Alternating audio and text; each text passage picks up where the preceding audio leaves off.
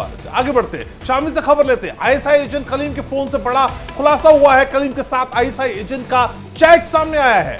कलीम को गिरफ्तार किया गया था, इससे पुलिस लगातार पूछताछ कर रही है। 2 मोबाइल फोन बरामद किया गया था और सेना के अफसरों की तस्वीर इसके फोन से मिली। सेना की खुफिया जानकारी ये पाकिस्तान भेजता था।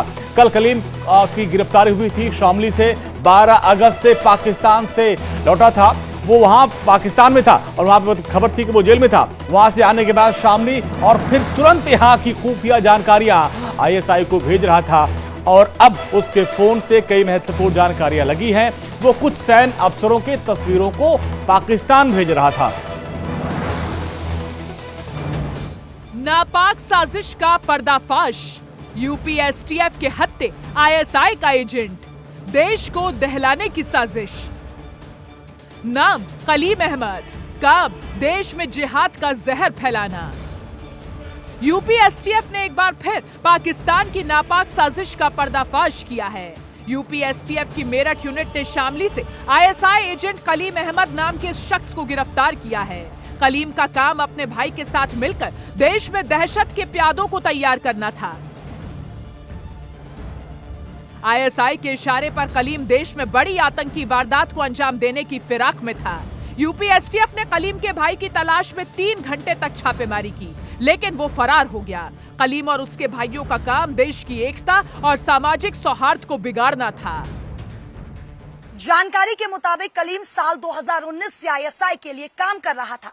कलीम के संबंध आईएसआई एजेंट दिलशाद मिर्जा से पाए गए हैं। कलीम ने दिलशाद को मेरठ के रेलवे स्टेशन से लेकर सुरक्षा के कई पॉइंट्स के फोटो भेजे थे। कलीम के व्हाट्सएप चैट में दिलशाद मिर्जा को भेजे गए कई गोपनीय जानकारी भी मिली है।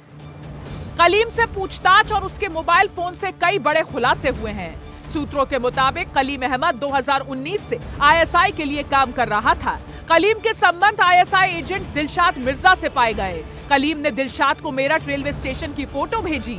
इसके अलावा सुरक्षा के कई पॉइंट्स के फोटो भी भेजे थे। व्हाट्सएप चैट में कई गोपनीय जानकारियां मिली हैं। यूपी एसटीएफ ने मोहल्ला नौकुआ में बर्फ खाने वाली गली में छापेमारी की। इसके बाद कलीम के बड़े भाई तहसीम के घर पर भी छापेमारी की, लेकिन उसका कोई सुराग नहीं मिल पाया। एसटीएफ ने मस्जिद में लगे सीसीटीवी को भी खंगाला। कलीम करीब 6 महीने पहले ही पाकिस्तान से हिंदुस्तान लौटा था। बता दें कि जुलाई 2022 में नोकुआ रोड निवासी नफीस अपनी पत्नी और बेटे के साथ पाकिस्तान में रिश्तेदार के घर गए थे। लौटते समय पाकिस्तान कस्टम विभाग ने उन्हें पिस्टल के साथ गिरफ्तार किया था। आरोप ना साबित होने पर तीनों को 10 अगस्त को रिहा कर दिया गया था। 12 अगस्त को वो अपने घर पर आ गए थे। जांच में खुलासा हुआ है कि कलीम अपने भाई के साथ मिलकर आईएसआई को भारतीय सेना के फोटोग्राफ भेजता था।